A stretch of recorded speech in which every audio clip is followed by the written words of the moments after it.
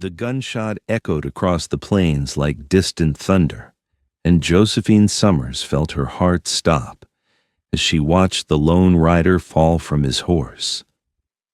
She had only been in Redemption Creek for 3 hours, and already death was greeting her like an old friend, just as she had feared it would in this lawless corner of Colorado Territory, 1876. Josephine urged her mare forward, dust swirling around her skirts as she approached the fallen man. The small caravan of wagons she'd been traveling with continued on toward town without her, too afraid to stop for a stranger who'd likely crossed the wrong people. "Sir," she called out, dismounting quickly and rushing to the motionless figure sprawled in the dirt. "Can you hear me?" Blood soaked through his shirt, a bullet wound to the shoulder. His face was turned away, but she could see he was breathing. Josephine had been a nurse during the war, and those instincts took over now. She tore fabric from her petticoat and pressed it against the wound. The man groaned, and when his eyes opened, they were the most startling shade of green she had ever seen, set in a face weathered by sun and hardship. His features might have been handsome once, but the right side was marked by a network of scars that pulled at his mouth and eye. "Leave me," he growled, trying to push her hands away. "Not likely," Josephine replied, applying more pressure. "Not when I've used my good petticoat. Lady, whoever did this will be coming back to finish the job. You don't want to be here when they do. My name is Josephine Summers, not lady, and I've seen men shot before." She reached for her canteen. "What's your name?" He hesitated, eyes narrowing with suspicion, before finally muttering, "Archer. Archer Grayson." "Well, Mr. Grayson, it seems you're going to live, though we need to get you somewhere safe." She glanced around, seeing no sign of pursuers yet. "Can you ride?" "Been doing it since before I could walk," he said, struggling to sit up. "But you should just—" "If you tell me to leave you again, I'll be tempted to," Josephine interrupted, helping him to his feet. "Where's your horse?" The paint stallion had stopped several yards away. Josephine whistled, and to her surprise, the horse trotted over. "He usually doesn't take to strangers," Archer said, eyeing her curiously. "Animals sense intention," she replied, helping him mount before climbing onto her own mare. "Where can I take you?" "My ranch is about 5 miles north of town. But miss, you're new here. You don't want to be seen with me." Josephine sighed. "Mr. Grayson, I've left everything I know behind to start over. I hardly think helping an injured man will ruin whatever reputation I haven't established yet." "You don't understand. In Redemption Creek, my name isn't exactly—" "Save your breath," she interrupted, urging her mare forward. "You can tell me all about your terrible reputation while I save your life." As they rode, Archer grew increasingly pale, slumping in his saddle. By the time they reached his property, a modest ranch house with a large barn and corral, he was barely conscious. Josephine helped him inside, her medical instincts taking over as she located clean water, whiskey for disinfecting, and strips of cloth. The bullet had passed through cleanly, which was fortunate, but he'd lost a considerable amount of blood. "You've done this before," Archer murmured, watching her work through eyes glazed with pain. "Civil War," she replied simply. "I was a nurse in a field hospital outside Richmond." "You're a long way from Virginia." Josephine's hands stilled momentarily. "We all have pasts we're running from, Mr. Grayson." "Archer," he corrected. "If you're going to dig bullets out of me, you might as well use my given name." She nodded, continuing her work in silence until the wound was cleaned and bandaged properly. By then, night had fallen, and exhaustion weighed heavily on her shoulders. "There's a spare room down the hall," Archer said, noticing her fatigue. "You can stay the night. It's too dangerous to ride back to town now." "Thank you," Josephine replied, too tired to argue. "But in the morning, I'll need directions to town, I came here to teach school, and I should find accommodations before classes begin next week. Archer's expression shifted subtly. You're the new school teacher? Yes. Is that a problem? He laughed, though the sound held no humor. No, madam. Just unexpected that the new pillar of the community would start her tenure by saving the town pariah. Pariah? Josephine raised an eyebrow. What did you do to earn that title? It's a long story, he replied, his tone closing the subject. Get some rest. Morning comes early out here. Josephine slept fitfully, dreams filled with the sounds of gunfire and moaning wounded. She woke at dawn to the smell of coffee brewing. In the kitchen, she found Archer moving stiffly but capably around the stove despite his injury. You should be resting, she admonished. Been shot before, he replied dismissively. Coffee? She accepted the cup he offered. Who shot you, Archer? He leaned against the counter, his expression guarded. Could have been any number of men. I'm not exactly beloved in these parts. So I gathered. But attempted murder seems extreme for simple dislike. Archer's mouth quirked in what might have been a smile. You really are new here. He gestured out the window toward his land. I own the water rights to Silverhorn Creek. Runs right through my property before feeding into the river that supplies the town. Some folks think I shouldn't have that kind of power. Do you abuse it? Never denied water to anyone who needed it, but Gerald Blackwell, he owns most of the town, wanted to divert the creek to his mining operation 3 years back. Would have left several small ranchers high and dry. I refused to sell, and that made you a pariah. That and other things. His hand unconsciously traced the scars on his face. People fear what they don't understand. Miss Summers. Josephine, she corrected. If I'm to call you Archer, you should return the courtesy. He nodded, something shifting in his gaze. Josephine, then. After breakfast, Archer insisted on escorting her to town despite his injury. They rode side by side, the morning sun warming the air around them. Josephine couldn't help noticing how the land seemed to come alive with color as the light strengthened golds and reds and purples among the sage. It's beautiful here, she observed. It is, he agreed, though most people only see the harshness. Beauty often hides beneath difficult exteriors, she replied, not looking at him directly. As they neared Redemption Creek, Archer pulled his horse to a stop. Might be best if I don't ride in with you. Because you're the town pariah. Because you're the new school teacher, he corrected. First impressions matter. Being seen with me won't do you any favors. Josephine frowned. That seems ridiculous. That's Redemption Creek, he replied with a shrug that made him wince from the pain in his shoulder. Town's just beyond that ridge. The boarding house is run by Widow Matthews' 3-story white building on Main Street. She's fair and doesn't gossip much. Will I see you again? Josephine asked, surprising herself with the question. Something flashed in Archer's eyes, surprise perhaps, or wariness. Town's not that big. That's not an answer. No, he agreed. It's not. He tipped his hat. Thank you for your help, Josephine.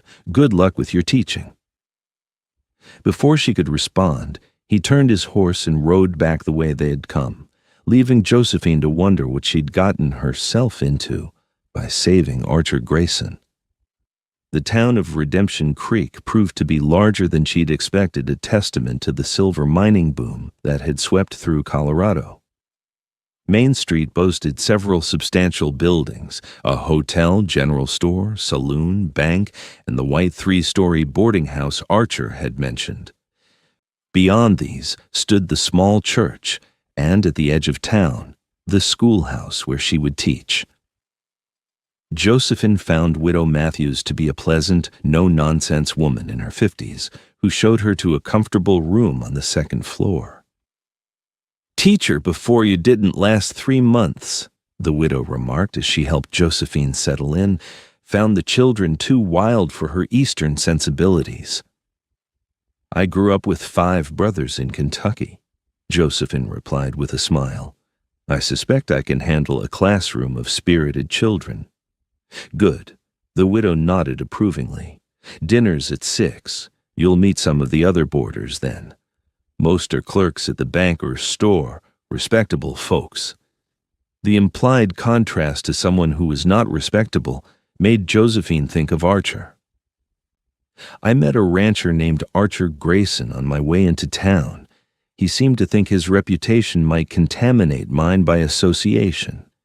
The change in the widow's demeanor was immediate and striking. Her friendly expression cooled, and her lips pressed into a thin line. Archer Grayson is not discussed in polite company, Miss Summers. He helped me find my way to town, Josephine said carefully. A rare act of decency, then. But I would advise you as a newcomer, and particularly as our school teacher, to keep your distance from that man. The widow moved toward the door. Rest now. I'll call you for dinner. Alone in her room, Josephine unpacked her few belongings, placing her mother's silver brush on the dresser and her father's Bible beside the bed. What had Archer Grayson done to earn such universal condemnation? The question nagged at her as she organized her teaching materials. At dinner, Josephine met her fellow boarders, 2 young men who worked at the bank, an older gentleman who owned the haberdashery, and a middle-aged woman who served as the town's dressmaker. The conversation was pleasant until the banker, Thomas Holloway, mentioned seeing her arrive in town. Came from the North Road, didn't you? Dangerous route takes you right past Grayson's place. I did meet Mr. Grayson briefly, Josephine acknowledged, noting how the table suddenly grew quiet. Miss Summers, said the haberdashery owner, Mr. Peterson, you seem like a fine young woman, so allow me to offer some advice.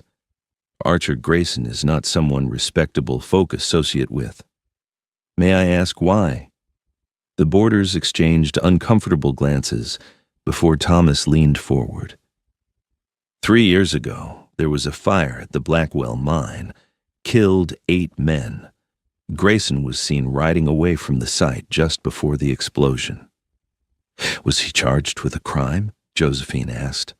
Nothing could be proven conclusively, the dressmaker, Mrs. Reed, said with a sniff. But everyone knows the truth. And then there's what he did to Sarah Blackwell, Thomas added, his voice dropping. Gerald Blackwell's daughter. She was to marry the banker's son from Denver, but Grayson seduced her, convinced her to run away with him. When her father confronted him, there was a fight. That's how he got those scars. Blackwell's men made sure he'd never charm another innocent girl. And Sarah, Josephine asked, something about the story striking her as incomplete. Another uncomfortable silence fell before Widow Matthews answered. She died of fever that winter. Heartbroken, they say. Josephine absorbed this information quietly, certain there was more to the story than what she was being told, but she was wise enough to know when to press and when to listen. I appreciate the warning, she said diplomatically. Now, would anyone like to tell me about my future students? I understand I'll have about 20 children of various ages. The subject successfully changed. Dinner proceeded pleasantly. But later that night, as Josephine prepared for bed, she found herself drawn to the window that faced north toward Archer Grayson's ranch, wondering what truths lay beneath the stories she'd been told. The following days were busy as Josephine prepared her classroom and met with parents. The school term would begin on Monday, and she wanted everything perfect for her new students. Yet she couldn't shake thoughts of the scarred rancher who had simultaneously warned her away from himself while showing her unexpected kindness. On Sunday afternoon, having finished her preparations, Josephine decided to ride out to the creek that ran along the edge of town, the same creek, she realized, that originated on Archer's land. Following its course, she found a peaceful spot beneath a cottonwood tree and settled there with a book. She'd been reading for perhaps an hour when the sound of approaching hoofbeats made her look up. Archer Grayson sat atop his paint stallion, surprise evident on his face when he recognized her. "Miss Summers," he greeted her formally, dismounting stiffly. His shoulder was clearly still paining him. "Didn't expect to find anyone out here." "Mr. Grayson," she returned, closing her book. "How is your wound healing?" "Well enough." He glanced around. "You shouldn't be out here alone. These parts can be dangerous." "So I've been repeatedly informed since arriving in town," she replied dryly. "Particularly regarding you." Something like resignation passed across his features. "I see you've been getting the local history." "Some version of it, I suspect." She gestured for him to join her in the shade. After a moment's hesitation, he did, though he remained standing while she sat on a fallen log. "They say you caused the mine explosion that killed 8 men. Archer's jaw tightened. "They would." "Did you?" His eyes met hers directly. "No. They also say you seduced Sarah Blackwell away from her fiancé, and that led to her death." Pain flashed across his face, quickly masked.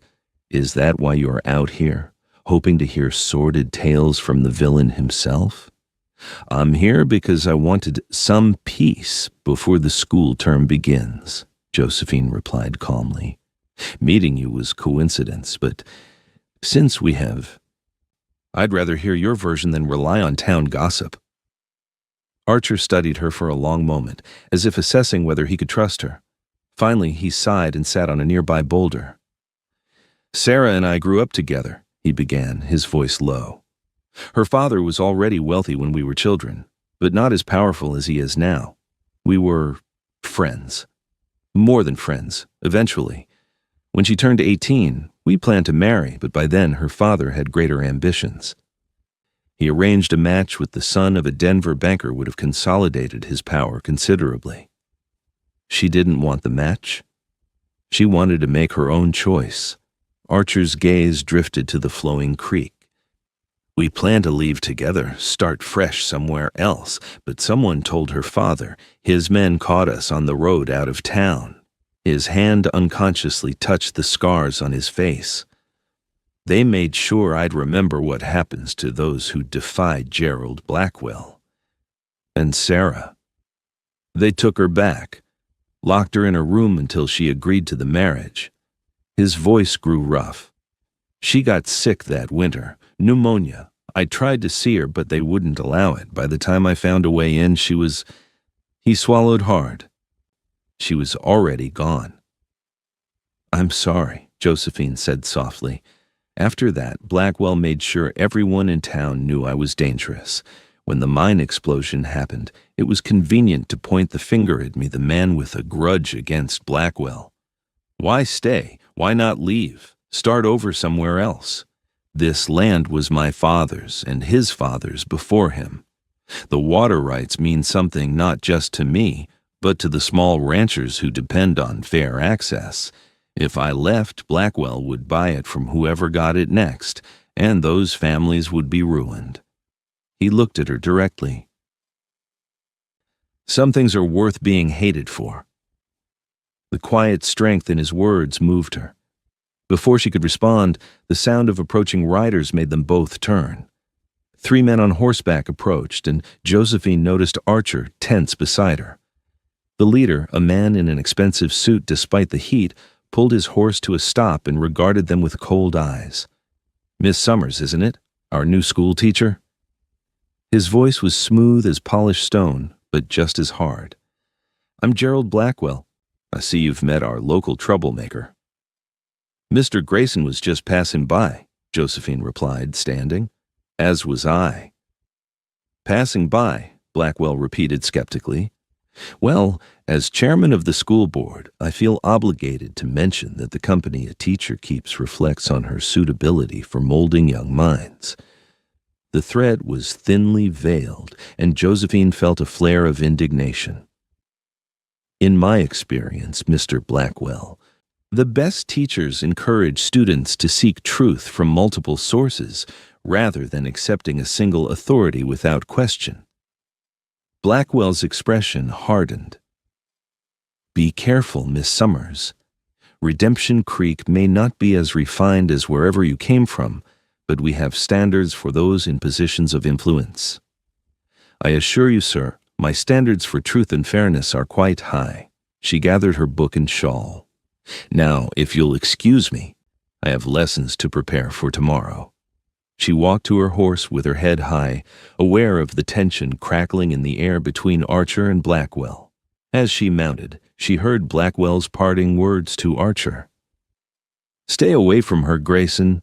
Wouldn't want another tragedy on your conscience." Archer said nothing, but as Josephine rode away, she glanced back to see him watching her, his expression unreadable in the waning afternoon light. The first week of school passed in a blur of activity as Josephine adjusted to her 22 students, ranging in age from 6 to 16. They were indeed spirited, but she found them eager to learn when she gained their trust and respect. By Friday, she was exhausted but satisfied with her progress. As she locked the schoolhouse for the weekend, she noticed a lone rider approaching Archer, leading a second horse laden with supplies. "Good afternoon," she called, genuinely pleased to see him despite the warnings she'd received all week about associating with him. "Miss Summers," he greeted her, dismounting. "I was heading to my ranch and thought you might want this." He untied a package from the second horse and handed it to her, a book wrapped in brown paper. "Ordered it from Denver a while back. Figured you might find use for it in your teaching." Unwrapping it, Josephine discovered an illustrated atlas of the Western Territories, exactly the sort of resource she'd been wishing for to supplement her geography lessons. "This is perfect," she said, smiling up at him. "Thank you." He shrugged, seeming uncomfortable with her gratitude. "Just gathering dust at my place. Would you like to come in for tea? I was going to review lessons, but I could use a break." Hesitation crossed his features. Probably not the best idea. "People talk." "People always talk," she replied, holding the schoolhouse door open. "I've discovered I don't particularly care." A small smile touched his lips, the first genuine one she'd seen from him. "In that case, I accept." Inside the one-room schoolhouse, Josephine stoked the small stove and put on water for tea. Archer moved around the room, examining the children's work displayed on the walls. "You've accomplished a lot in 1 week," he observed. "They're bright children, eager to learn when given the chance." She set out 2 cups. "Did you attend school here?" "For a few years. After my mother died, my father needed help with the ranch. Education became a luxury we couldn't afford." He picked up a geography primer. "Taught myself when I could. Always liked reading." "What do you read?" "History mostly, some philosophy, poetry when the nights get long." He seemed embarrassed by the admission. Josephine found herself charmed by this glimpse of depth beneath his guarded exterior. "Which poets?" "Whitman, Emerson." He accepted the tea she offered. "My mother loved Wordsworth. She brought his books from Boston when she married my father." "Your mother was from the East." "Educated back there, yes. Came west as a governess. Met my father when her employer stopped at our ranch during a hunting expedition. Scandalized Boston society by marrying a rancher with dirt under his fingernails." "She sounds adventurous." "She was." His expression softened at the memory. "She never regretted her choice, even when life out here got hard.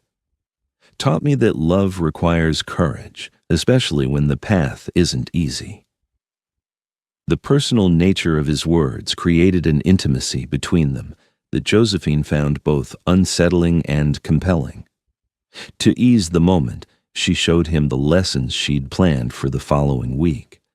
They were deep in conversation about teaching methods when the schoolhouse door opened abruptly.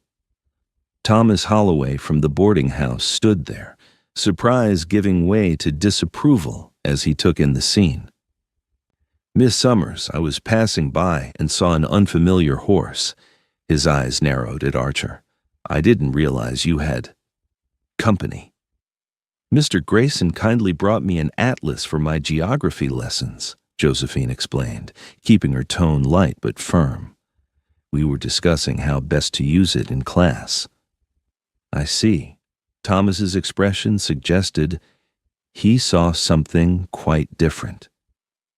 Widow Matthews sent me to remind you that dinner is at 6 and there's a school board meeting at 7 that she thought you might want to attend.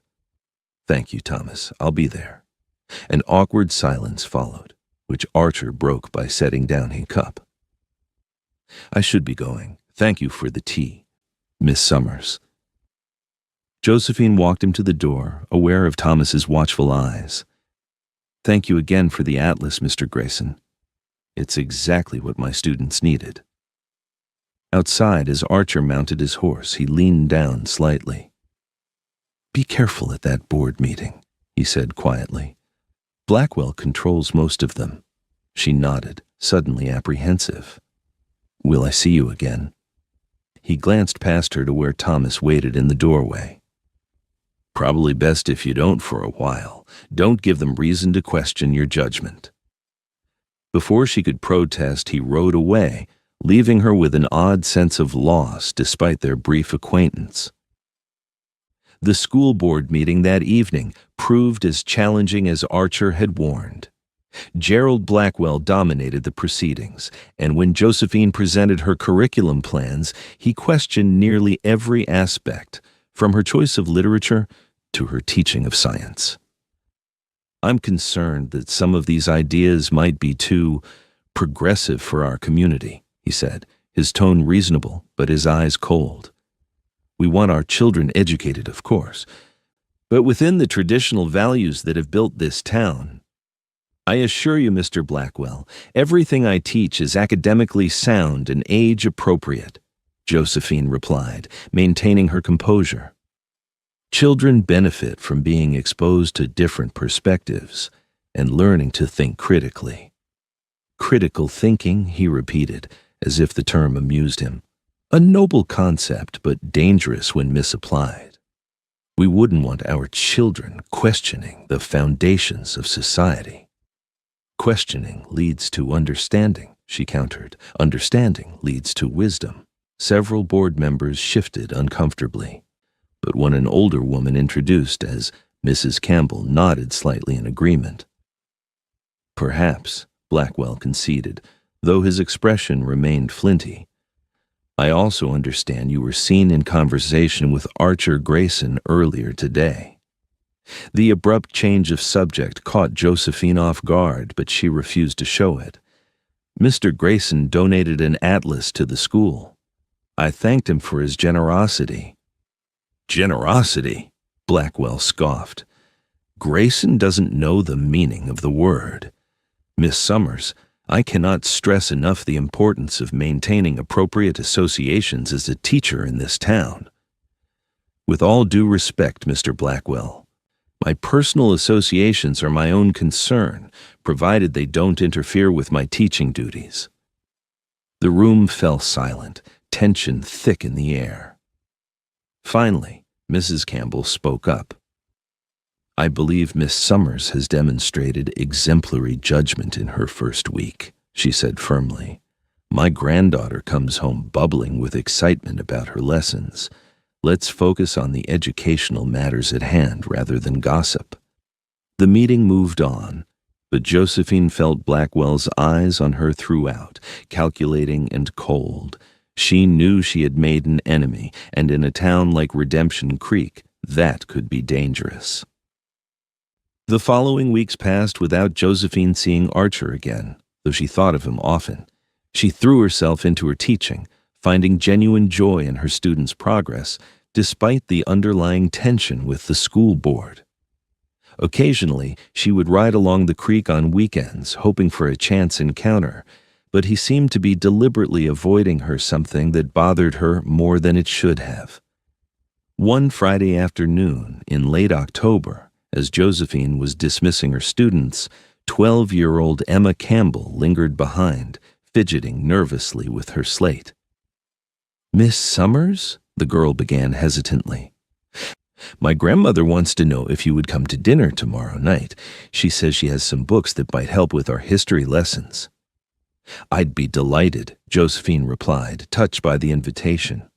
Mrs. Campbell had been her only consistent ally on the school board. "What time should I arrive?" 6 o'clock. Our ranch is about 3 miles east of town. Just follow the creek past the big cottonwood stand. The following evening, Josephine rode out to the Campbell Ranch, enjoying the crisp autumn air and the changing colors of the landscape. The ranch was modest but well maintained, with a comfortable 2-story house and several outbuildings. Mrs. Campbell greeted her warmly at the door. "Miss Summers, I'm so glad you could come. Please come in out of the cold." Inside, Josephine was surprised to find not just Mrs. Campbell and Emma, but several other guests, all small ranchers and farmers from the outlying areas, she soon learned. The atmosphere was relaxed and friendly, a welcome change from the often strained interactions she experienced in town. "We're the stubborn ones," Mrs. Campbell explained as she introduced Josephine around. "Those who haven't sold out to Blackwell despite his constant pressure." "He's been trying to buy us out for years," added a weathered man named Jenkins. "Offers just enough to tempt, but not enough to start fresh elsewhere. Those who do sell find the money runs out quick." "Why does he want the land so badly?" Josephine asked. "Water," Mrs. Campbell replied simply. "He who controls the water controls everything in these parts. That's why Grayson's property is so crucial. His land feeds the creek that supplies most of us." The mention of Archer caught Josephine's attention immediately. "Have you seen Mr. Grayson recently? Is he well?" Several glances were exchanged before Mrs. Campbell answered. "He keeps to himself mostly, helps us when he can quietly, so Blackwell doesn't retaliate. We're expecting him tonight, actually." As if on cue, there was a knock at the door, and moments later, Archer stepped into the room. He froze momentarily when he saw Josephine, surprise and something else pleasure, perhaps crossing his features before his usual guarded expression returned. "Miss Summers," he greeted her with a nod. "Didn't expect to see you here." "Mr. Grayson," she returned, unable to suppress a smile. "It seems we have friends in common." Dinner was served at a long table in the dining room, and Josephine found herself seated across from Archer. Throughout the meal, she caught him watching her when he thought she wouldn't notice. His gaze thoughtful and intense. The conversation flowed easily, touching on everything from cattle prices to the upcoming winter, but eventually turned to more serious matters. "Blackwell's made another move," Jenkins reported grimly. "Bought the Harris place last week when John fell behind on his bank loan."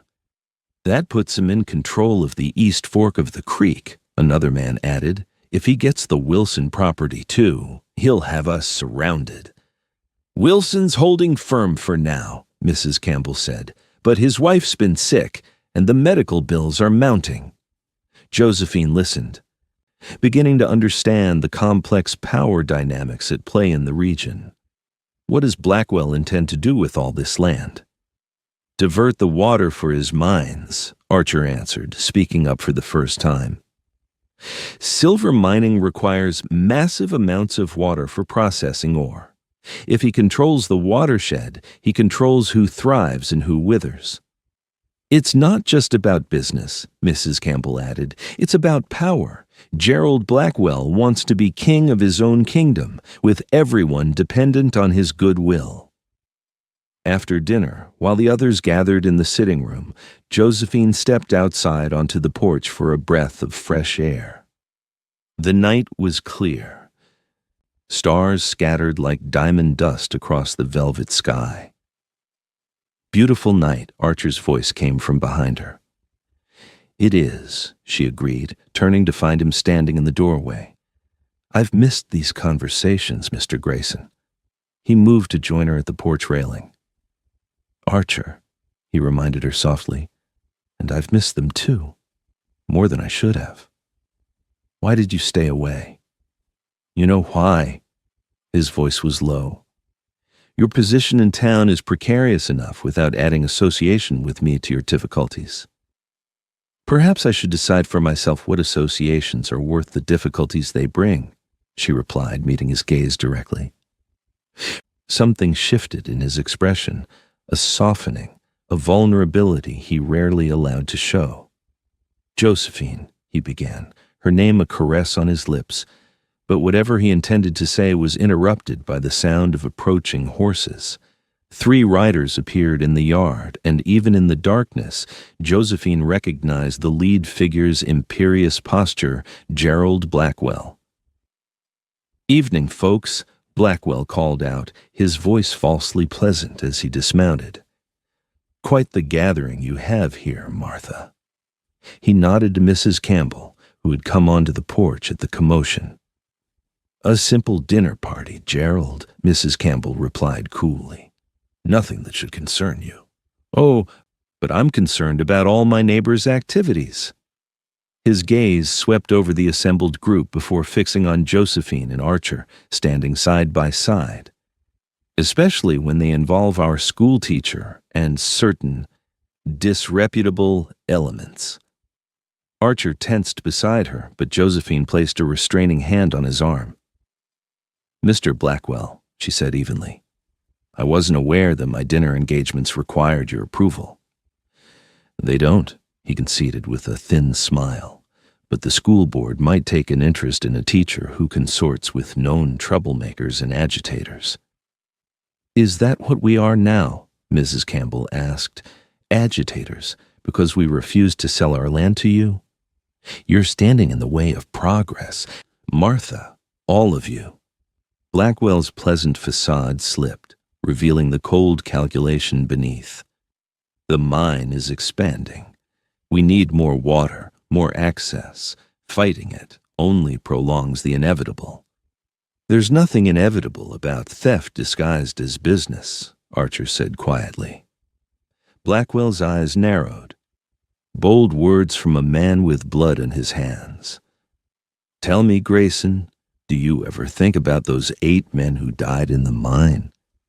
Or are you too busy courting another woman I care about?" The implication in his words was clear, and Josephine felt her cheeks burn with indignation. "Mr. Blackwell, I'm not." "Careful, Miss Summers," Blackwell interrupted. "Careers have ended over less scandalous associations than yours with Grayson. The school board meets next week. I'd hate to see your position become untenable." With that parting threat, he remounted his horse and rode away, his men following closely behind. The group on the porch remained silent until the sound of hoofbeats faded into the distance. Then Mrs. Campbell sighed heavily. That man never could stand not getting his way. She turned to Josephine with concern. "I'm sorry to have brought this trouble to your door, my dear." "You didn't," Josephine assured her. "Mr. Blackwell seems determined to find fault with me regardless of what I do." "He'll follow through on his threat," Archer warned, his expression grim. "The board will vote to dismiss you if he pushes hard enough." "Then I'll fight it," Josephine declared, surprising herself with her vehemence. "I won't be bullied away from doing what's right, whether that's teaching children to think for themselves or choosing my own friends." Her eyes met Archer's, and something passed between them, a recognition, a connection that went beyond words. For the first time, he didn't look away or try to distance himself from her. "I should get you back to town," he said finally. "It's getting late." The ride back to Redemption Creek was mostly silent, but it was a comfortable silence, the kind shared between people who understand each other without needing constant words. As they approached the outskirts of town, Archer slowed his horse. "I can make it the rest of the way alone," Josephine offered, knowing that being seen with him would only add fuel to Blackwell's accusations. "No," he said firmly. "I'll see you safely to the boarding house. What happens after that, We'll face it together. The simple declaration, "we'll face it together," warmed her more than any elaborate promise could have. When they reached the boarding house, light still shone from the front parlor windows despite the late hour. Archer helped her dismount, his hands lingering slightly at her waist. "Josephine," he began, his voice low. What Blackwell implied was despicable and false, she finished for him. "You don't need to explain that to me." "No, but I need to explain something else." He took a deep breath. "I've tried to stay away from you because I know what happens to people who stand against Blackwell. I've lived with his hatred for years, but I couldn't bear it if you suffered because of me." "Shouldn't that be my choice?" she asked softly. "Yes," he admitted. "It should. He broke off, struggling with words. "You deserve better than a scarred rancher with half the town against him." "Archer," she said, reaching up to touch his face gently, her fingertips tracing the edge of his scars without hesitation or revulsion. "I decide what I deserve. And I've never met a man with more courage or integrity than you." The vulnerability in his eyes nearly broke her heart. Slowly, giving him time to pull away if he wished, Josephine leaned forward and pressed her lips to the ragged scar tissue that ran along his cheekbone, a gentle, deliberate kiss that acknowledged his wounds without defining him by them. When she pulled back, his expression was transformed wonder and hope warring with disbelief. "Josephine," he whispered, her name a prayer on his lips. The front door of the boarding house opened, spilling light onto the porch and interrupting the moment. Widow Matthews stood framed in the doorway, her expression scandalized. "Miss Summers, what on earth are you doing out at this hour?" And she broke off, her disapproval evident as she recognized Archer. "Good evening, Mrs. Matthews," Josephine said calmly, stepping away from Archer but holding her head high. "Mr. Grayson was kind enough to escort me home from dinner at the Campbell Ranch." "Well, you'd better come inside immediately," the widow replied, her tone brooking no argument. "It's most improper." Josephine turned back to Archer. "Thank you for the escort. Good night." "Good night, Miss Summers," he replied formally, though his eyes conveyed much more than his words. As she followed Widow Matthews inside, Josephine knew that the battle lines had been drawn. By tomorrow, word would spread throughout town about her evening with Archer Grayson. Blackwell would use it against her at the school board meeting.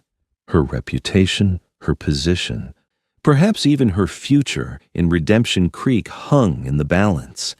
Yet as she climbed the stairs to her room, she found that she didn't regret a single moment.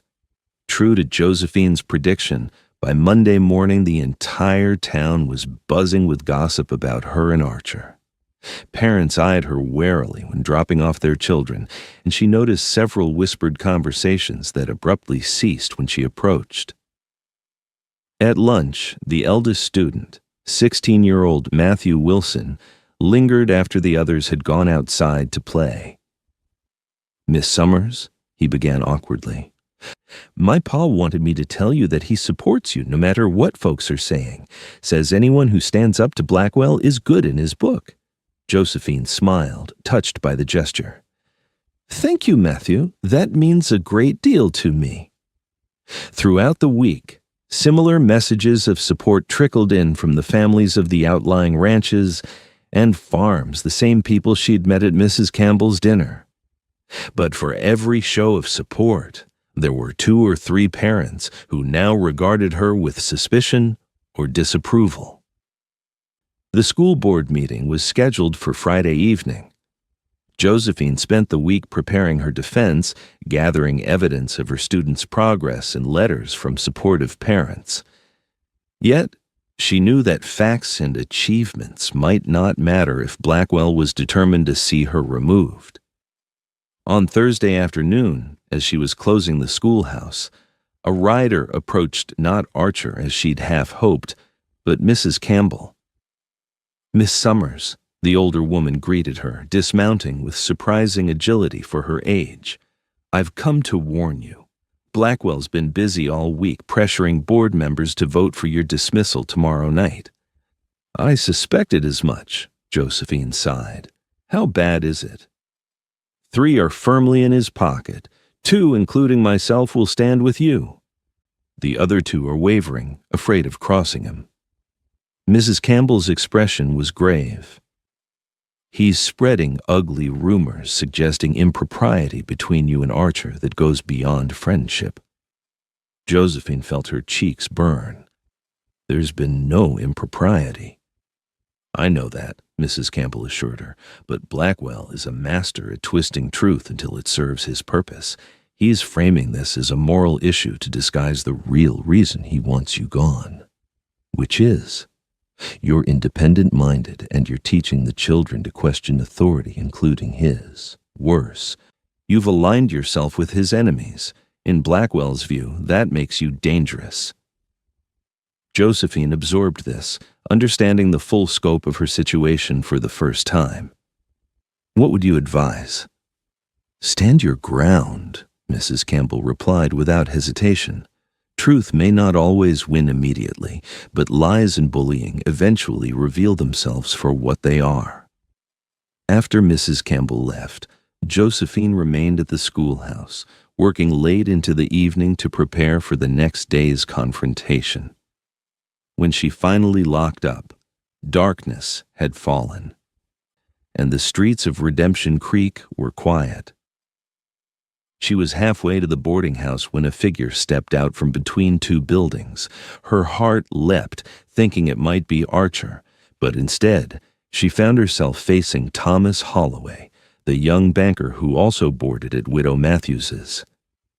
"Miss Summers," he greeted her, his tone oddly formal. "May I walk with you?" "Of course," she replied, though something in his manner put her on guard. They walked in silence for a moment before Thomas spoke. "I admire you greatly, you know. Your dedication to teaching, your intelligence, your beauty." Josephine tensed at the unexpected turn. "That's very kind, Mr. Holloway." "Thomas, please." He stopped walking, turning to face her. "I know you're facing difficulties with the school board tomorrow. Mr. Blackwell has made his opposition to you quite clear."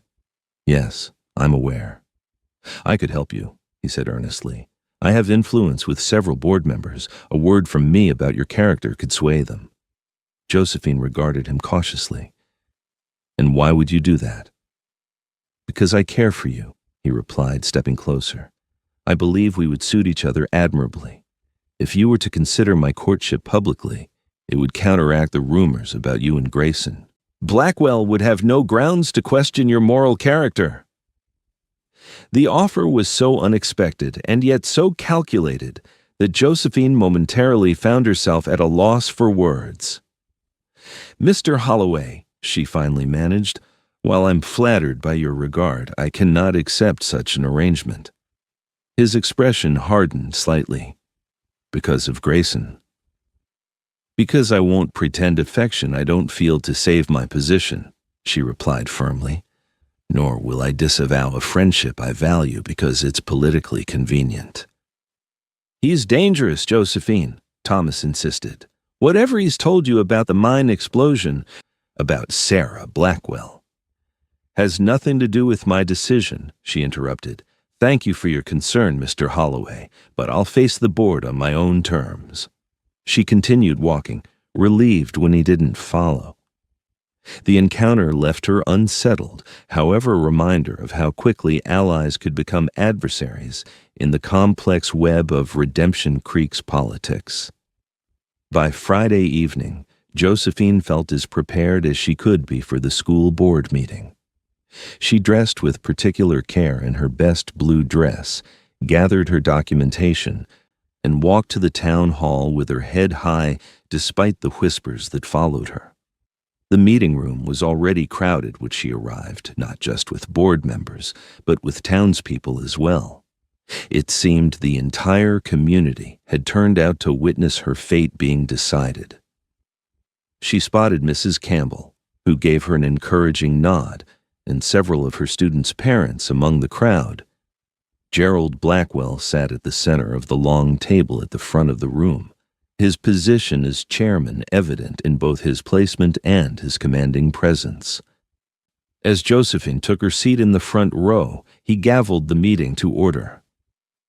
Ladies and gentlemen, we've called this special session to address concerns regarding the continued employment of Miss Josephine Summers as teacher of the Redemption Creek School, he began, his voice carrying effortlessly through the room. Serious questions had been raised about Miss Summers's judgment and moral character, particularly regarding her associations with individuals of questionable repute. The door at the back of the room opened, and a hush fell over the crowd. Josephine turned to see Archer Grayson standing in the doorway, his tall figure commanding immediate attention.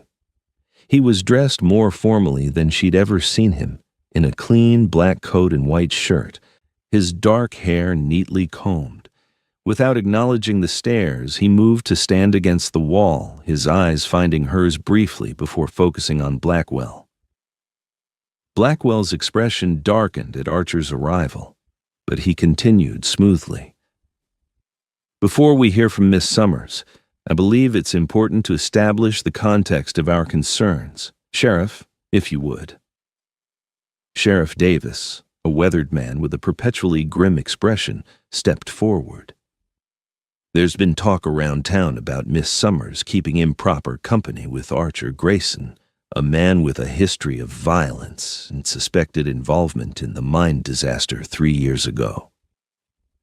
Suspected but never proven, Mrs. Campbell interjected firmly. Be that as it may, Blackwell cut in. A teacher must be above reproach. The children of this town deserve a moral example, not someone who... If I might speak, Josephine interrupted, rising to her feet.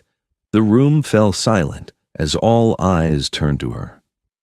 Mr. Blackwell, members of the board, citizens of Redemption Creek, I stand before you accused of poor judgment based solely on my choice of associates, not on my teaching abilities, not on my conduct in the classroom, but on whom I choose to call friend.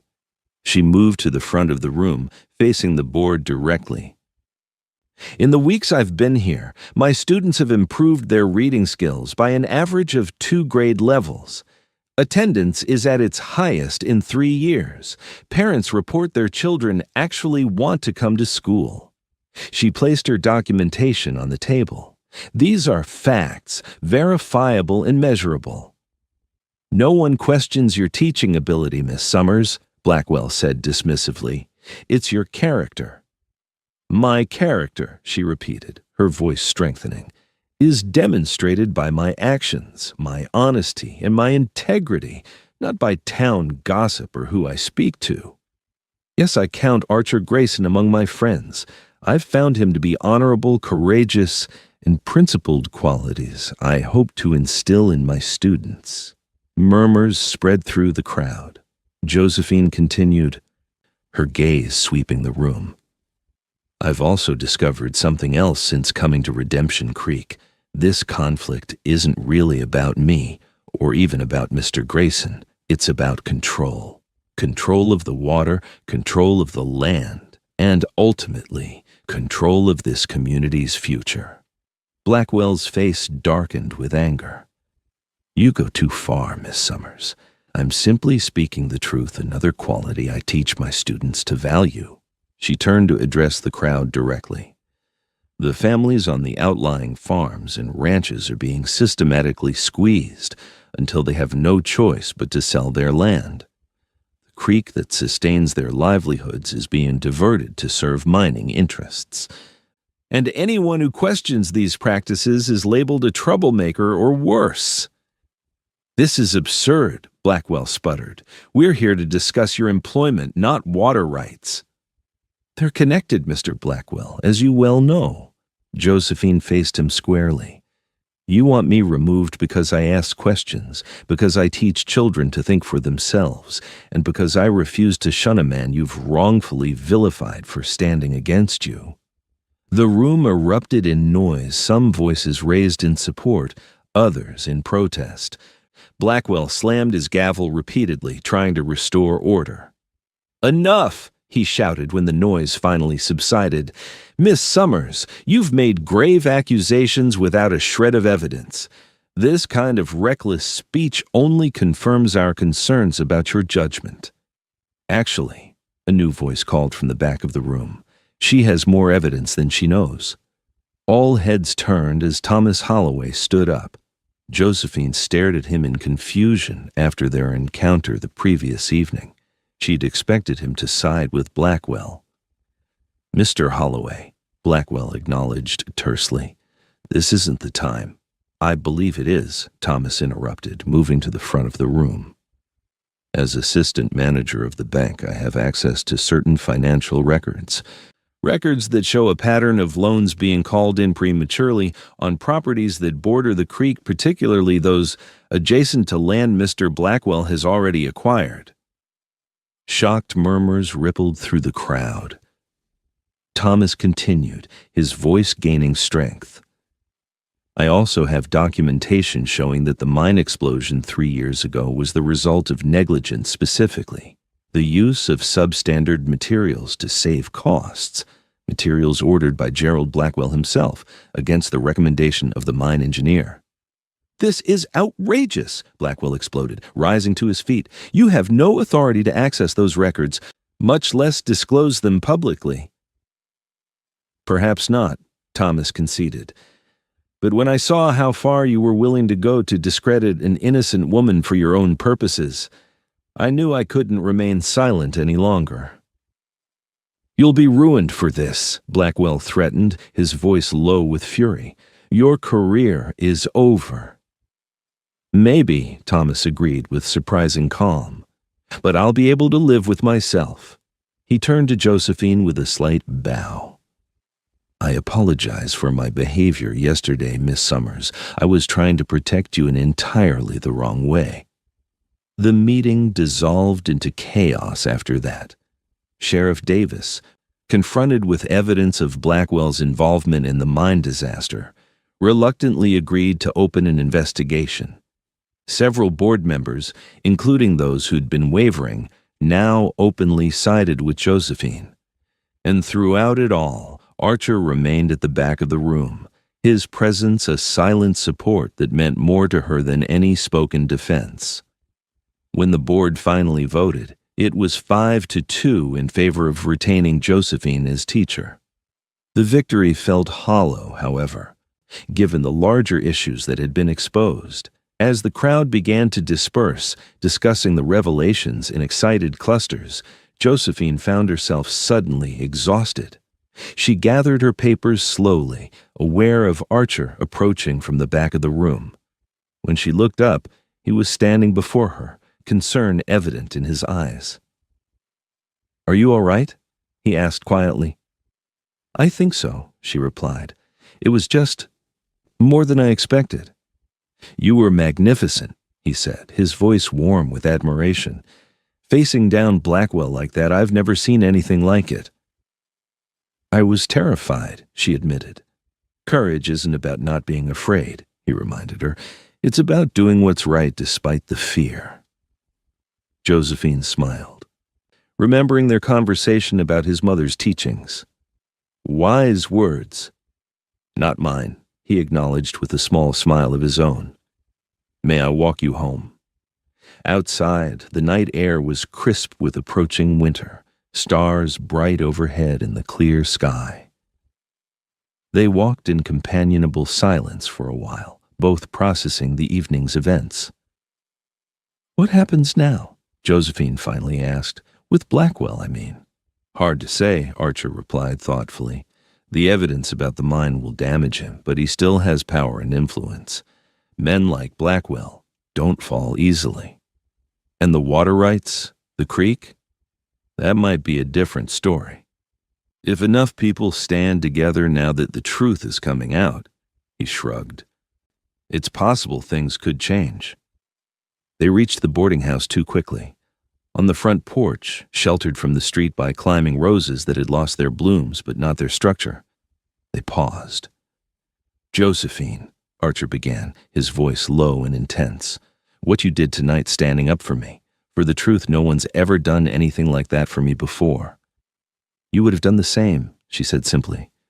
"Yes," he agreed, "but that's just it. So few people would. You risked everything for what you believed was right." His hand reached up hesitantly, fingers brushing her cheek with such gentleness that she felt her heart constrict. "How did you become so extraordinary?" "I'm not," she whispered, leaning slightly into his touch. "I just couldn't bear to see injustice win, especially when it hurt someone She trailed off, suddenly uncertain. "Someone you what?" he prompted softly, his eyes searching hers. Instead of answering with words, Josephine rose on her tiptoes and pressed her lips to his scarred cheek, then, gathering her courage, to his mouth. It was a gentle kiss, tentative at first, but when his arms came around her, drawing her closer, it deepened into something that felt like coming home after a long journey. When they finally parted, both breathless, Archer rested his forehead against hers. "I never thought I'd find this again," he murmured.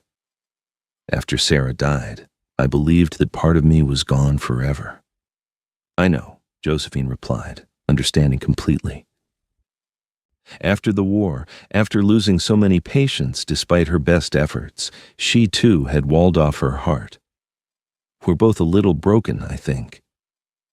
"Less so together," he suggested, his voice rough with emotion. "They might have stayed that way longer, finding healing in each other's presence, if not for the sound of a window opening above them." Widow Matthews's disapproving face appeared, eyebrows raised meaningfully. Archer stepped back reluctantly. "I should go, but Josephine..." He took her hand, pressing a kiss to her palm. "Thank you for seeing past my scars, both the visible ones and those no one else can see." "They're part of you," she replied simply, "and I've grown rather fond of all the parts." His smile, rare, genuine, and breathtaking, stayed with her long after he had gone, warming her through the night like a promise kept. The following weeks brought significant changes to Redemption Creek.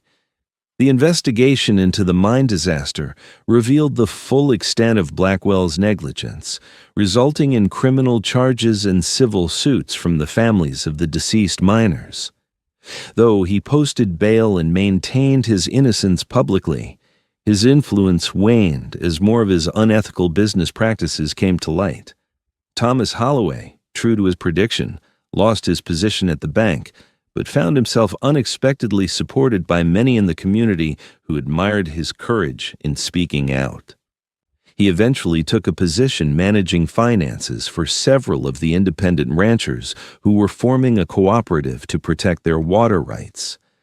For Josephine, life settled into a new pattern. Her days were filled with teaching, her reputation now enhanced rather than damaged by her role in exposing Blackwell's schemes. Her evenings and weekends increasingly included Archer's company, as their relationship deepened from friendship to something much more profound. They were riding along the creek one crisp December afternoon, the land dormant but beautiful in winter's grip, when Archer suddenly pulled his horse to a stop beside a large cottonwood tree. "I want to show you something," he said, dismounting and helping her down from her mare. He led her to the base of the tree, where a small spring bubbled up from the ground, its waters flowing clear and strong despite the season. "This is the headwaters of Silverhorn Creek," he explained. "Everything downstream, the ranches, the farms, even the town's water supply begins right here." "It's beautiful," Josephine said, watching how the water caught the winter sunlight as it flowed over rocks worn smooth by time. "My father brought me here when I was 10 years old," Archer continued, his expression thoughtful. "He told me that water is life in these parts, not just for drinking or irrigation, but as a symbol of how everything is connected. What happens at the source affects everything downstream." He took her hands in his gaze earnest. "When Sarah died, I thought the source of life within me had dried up. I focused on protecting the creek, the land, because those were tangible things I could fight for. but inside I was just existing. And now? Josephine asked softly, her heart quickening at the intensity in his eyes. Now I feel like this spring, he said, gesturing to the bubbling water. Alive again, flowing again. He drew a deep breath. Because of you, Josephine. He reached into his pocket and withdrew a small object. A ring, simple but beautiful, with a small diamond that caught the winter light. This was my mother's, he said, his voice rough with emotion. She told me once to save it for a woman with enough courage to love truly, no matter what the world might say. Josephine felt tears spring to her eyes as he continued. I know we haven't known each other long, but I feel like I've been waiting my whole life to find you. I love you, Josephine Summers, your strength, your compassion, your willingness to see the man beneath the scars that everyone else turns away from. He knelt before her, the cold ground seeping through his pants unheeded. Will you marry me?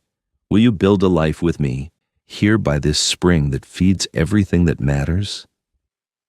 Joy rose within Josephine like the very spring he'd shown her, clear and strong and unstoppable. Yes, she whispered, then louder.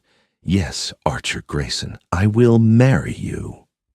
His hands trembled slightly as he slipped the ring onto her finger, then rose to gather her in his arms, his kiss filled with promise and hope, and a future neither had dared imagine just months before. They were married in the spring, when the land awakened from winter's sleep and wildflowers carpeted the plains in riots of color. The ceremony took place beneath the cottonwood tree by the spring, with Mrs. Campbell officiating and the entire community save for Gerald Blackwell, who had fled to Denver ahead of his trial, in attendance. Thomas Holloway, now courting the widowed dressmaker Mrs. Reed, stood as Archer's best man. Emma Campbell, blossoming into a confident young woman under Josephine's teaching, served as maid of honor. And when Josephine and Archer spoke their vows beside the bubbling spring, there wasn't a dry eye to be found among the witnesses. That evening, as they danced under stars so bright they seemed close enough to touch, Archer held Josephine close and whispered in her ear. They said I was too hard to love, too damaged, too scarred, too bitter. They were wrong, Josephine replied, reaching up to trace the scars on his face with gentle fingers. You weren't too hard to love. You just needed someone who wasn't afraid to see all of you scars and all. And you? He asked, his eyes reflecting the same wonder he'd shown when she first kissed his scars. What did you need? Someone who understood that healing others doesn't mean you're not wounded yourself, she answered honestly. Someone who could see past the strong, capable exterior to the woman who sometimes needs to be held when nightmares of the war come. He pressed his forehead to hers, their breathing synchronizing naturally. I'll always see you, Josephine, all of you. And I'll always see you, Archer. All of you. In the years that followed, their love only deepened, weathering challenges as all loves must. Redemption Creek itself transformed gradually the stranglehold of Blackwell's influence, replaced by a more equitable system where water rights were protected for all, and prosperity was measured not just in silver, but in thriving farms and ranches, and a school that grew along with the community. Josephine continued teaching, even after their first child was born, a daughter they named Sarah Martha, honoring both the woman Archer had loved and lost, and the woman who had stood by them when few others would. 2 years later, they welcomed a son, James Thomas, who inherited his father's green eyes and his mother's determined spirit. And on quiet evenings when the children were asleep and the demands of ranch and school could be set aside for a few precious hours, Josephine and Archer would often sit on the porch of their home overlooking the creek, her head on his shoulder, his arm around her waist, watching the water flow past, constantly changing, yet somehow eternal, like the love they had found in each other.